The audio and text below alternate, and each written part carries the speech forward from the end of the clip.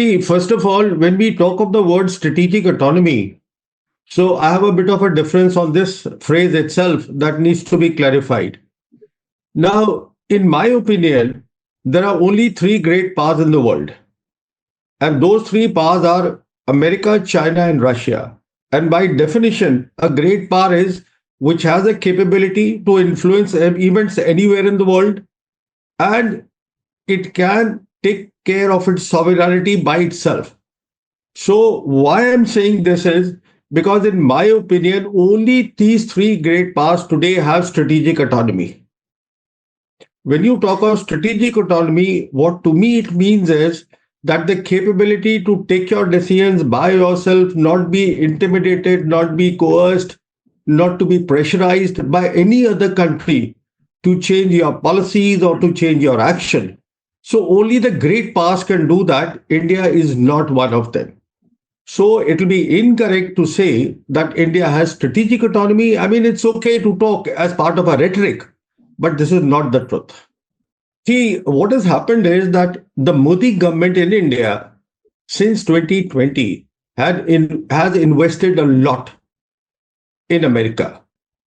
And the reason for that is simple, that in 2020, the Galwan killings happened between India and China on the border. So consequent to that, India has signed practically all the military foundational agreements. We have signed that, we have done much more than that. If you see the list of agreements that have been signed, in my opinion, India has become a de facto ally. This is one part, de facto, not de jure. And the other thing is that now we are embedded. When I say now, that means India is embedded in the Indo-US Pacific Command Defense Network. Just to recall to your readers, your viewers, that it was President Trump in his first term in office in May 2018 that he renamed the US Pacific Command as US Indo-Pacific Command to give centrality to India. So in his first term in office, the Trump thinking was entirely different. In the second term in office, the thinking is entirely different. In my opinion, what most analysts say that President Trump is unpredictable, I do not think he is. Because if you see, even during his election campaigns, he made it very clear that his focus was MAGA, which is Make America Great Again. And this was to be made great again by a policy of isolationism. That doesn't mean you remove yourself from the world, but what it means is that you build up your national power and you build up your deterrence. And his second aspect was to end the forever wars, which is precisely what he is doing in Ukraine. So your question, I would like to answer this way, because India has invested so much. So there is an anxiety. If I may even use the word, there is a worry in India that what will happen because the stakes are high. And why I say stakes are high from the government perspective is that we decided to be in a competition with China, which is our neighbor. When I say competition, basically India's External Affairs Minister Jai Shankar repeatedly has been saying that both India and China, they are rising, which is true. But the point is, they are rising relatively. So you have to quantify also which country is rising how much. So you see, so the whole idea is that the Modi government, which is not founded, that India is actually in competition with China. So it believes that with the support that it will get from America, it can continue projecting itself as being in competition with China. You see, but what has happened is President Trump has turned the world upside down. As I said, he's got an agenda. And until now, it's just been 2 weeks. And the whole world today is in complete turmoil. It's upside down because a lot of leaders and a lot of regions have been rendered geopolitically irrelevant. So India is worried. There is a lot of anxiety here because the stakes, as I said, are high. See, you have actually asked two questions and both are very interesting. Let me answer them one by one. The first is that India America relations. Well, they are important for America, but it is not President Trump's priority. That is the point. It is a very significant point because his priority is somewhere else. His priority is to make America great again. And in that, he has a certain role which is not a priority role for India. So it doesn't mean that they will not share their technology. What it means is, in very simple terms, they have a great market. All the US big tech companies are already here. As far as the emerging technologies are concerned, which is prominent amongst them is AI architecture, which is the data centers. They are being built here with American companies, tech companies help, total help. And then you have these semiconductors. So all this is happening. But the government policy, the White House policy is not a priority for India. That is point number one. Now, the second question that you raised is equally interesting. You see, when we frame a foreign policy, what we consider in making a foreign policy is things like any country, it is not specific to India. You look at the country's geography, where is it located? You look at the country's history, and you look at a country's national power. And national power at a time like this, when you are looking at a foreign policy in terms of global shifts, it is primarily three things you're looking at: technology, you're looking at military power, and you're looking at economic power. Now, this is a traditional way of making foreign policy. What has happened is there is an opportunity today for India, which is the geopolitical opportunity, which changes your entire foreign policy, the traditional way of looking at foreign policy. And what this means is basically that today, if you see Asia Pacific, what the Chinese and the Russians call Asia Pacific, and the Americans and the West and India, they call Indo Pacific. This has become the arena or the theater for great power contestation. Let me explain this also what it means. What it means is that it is in this theater, all the three great powers that I spoke about, they have their vision and their mission to be accomplished. Let's simplify this, move away from rhetoric to see in reality what could be one of the missions. So, one of the missions would be that if you see from Western Pacific and right till going to the Strait of Hormuz, you cross the entire Indian Ocean region. This is where annually 4 trillion trade, commercial trade passes, of which China's trade alone is more than $1 trillion every year. So this is where the contestation is. I'm just giving you one example. For example, that whoever has a control or has a good security framework in place for the commercial or the sea lanes of communications is secure. So the aim of in my opinion, the Chinese and the Russians, they are looking at how to make that trade secure. And in my opinion, because the Americans believe in a balance of power politics, in a zero sum game. So they want India, especially in the Indian Ocean region, to be their military bulwark against the commercial trade which passes through that. So my point is going back to where we started, foreign policy. So there is an opportunity for India. And what is the opportunity? The opportunity is that all the three great powers today need India because India is located so well. It is right in the middle of this contestation area, the theater. Now, if Trump has withdrawn, when I say withdrawn, that means it is not a priority.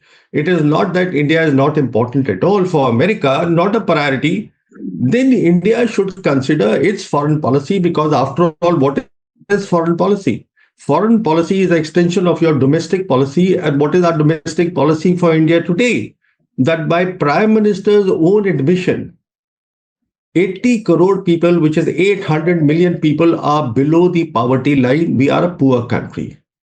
So our foreign policy should be how to make the lives of these 80 crore people better. Now, if this is what it should be, then obviously we have to consider China. Why has the contestation come? When I say global contestation, why it has come from Europe to our region is primarily because of the rise of China. So when you look at your geography, you look at your geopolitical opportunity, and you, because Russia also, as you see, now Russia is a huge country.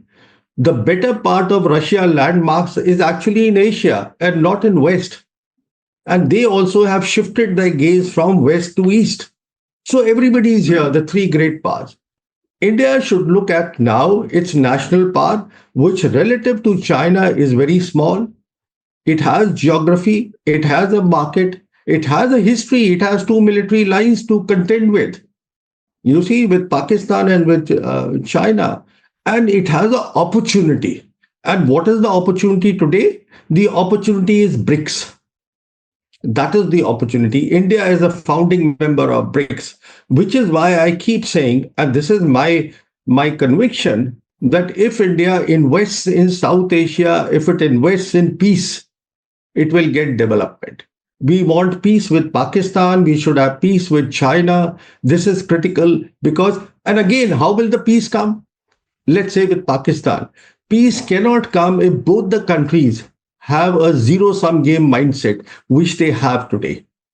Because any small thing happens, even this cricket match that was going on, it is about Pakistan ko hara diya, India ko hara diya. No. You see, there is a different format.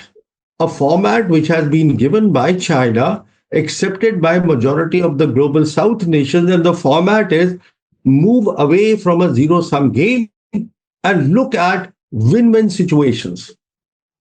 So we have to look at win-win situation. If India and Pakistan can look at win-win situation, we will know where to place Kashmir. We will know what is our priority. We will know what we get from one another. So this is my suggestion for India, that now that our opportunity has come, and because the Trump administration is right here and they have their own thinking. So while you go along with America, but make sure that you focus more on the country which is a global South country that you are. India is a global South country, and you should make friends and peace with your neighbors. President Trump, when he was first asked about BRICS, he didn't know anything about BRICS. In fact, he was trying to find out what is BRICS. As I said, there are three great players which exercise strategic autonomy. In BRICS, two of those great powers are there. So to say that Trump can influence BRICS is not a sensible thing. It doesn't make sense to me at all. Because those two great powers have strategic autonomy. And this is why the global South is gravitating towards that. So that is one. Second is the threats of Trump that I will impose 100% tariff on people who do de-dollarization. Now, if you see the trade between China and America, it is a huge trade. And despite everything that he is saying, I'm sure you know that right now there are people on the economic side of both China and America which are talking with one another. Because the trade is huge. You cannot ignore China. I mean, a country which is there, when you see there are total today in the world 193 nations, 140 of those are the primary trading partner with China. China. And 135 nations are on board the Belt and Road Initiative. China today provides 30% of the global manufacturing. China is there all the important supply chains of the world. And if I may add, Chinese Foreign Minister Wang Yi recently at the Munich Security Conference, he said that while the GDP growth of China is 5%, it is still contributing 30% to the global economy. So the point I'm making is very simple. that countries like India and US, it will be their loss. It will be their loss. The threats means nothing. You have to go by the reality. You have to go by the facts. I see no way that the BRICS momentum will stop with or without India. Now, if India is there in BRICS, which it is as a founding member of BRICS, then it helps. Why it helps is because India is a global south nation, India has a huge market, and if it can work in a win win way, then BRICS can help us and it can help BRIC stabilize. If I may go a step further and say, in my opinion, today BRICS is the centerpiece or the central institution that can stabilize the global geopolitics. It is so important and it is not stopping by any threats. India is a developing country, and like so many developing countries in global south. So under the WTO rules, India is to be treated in a preferential manner. But what Trump now is saying is that I do not accept the WTO rules, I throw them out of the window. And I will have reciprocal tariff on India. That means if you impose this much, I will impose the same. So India has kept quiet. Why it has India has kept quiet is very simple, because today there is $45 billion trade in favor of India. And Trump has already given out a list of how you will dilute that, and India is working on that. Because for India, the important thing is, as I said, the close ties with America. Why it is important with America is A, because India has decided it wants to get all the emerging technologies from America. It does not want to have it from China. And India has also decided that it wants to be seen as competing with China, which is only possible if it has, in India's thinking. When I say India, the government of India is thinking that they are seen as close allies of America. So India has accepted all the terms, but obviously a country like China cannot be pushed. It has strategic autonomy. A country like Russia cannot be pushed. It has strategic autonomy. You see? So therefore, China has not accepted. So the two sides are now talking to one another. And let me go a step further. The French president Macron was recently asked in an interview that would you get the Chinese technology? He says, why not? He said, why not? Because the point is that any country, when you talk of cyber threats, when you talk of, you see these backdoors, when you talk of all these espionage, any country can do it. I mean, America also has done it. There's a famous case of that Edward Snowden. Correct. I mean, any country does it. They do it on their allies. There's enough evidence of that. In fact, there is no evidence of China doing it. Or if it is there, I'm not aware. So the point is, a country, when Macron says a thing like this, that I can consider Chinese technology, what he's saying is that I'll be slightly more careful as far as Chinese technology is concerned. Therefore, I will have a very stringent cyber security. So you see, this is how it works. You cannot stop China's rise. That is the point Mr. Trump has still to understand.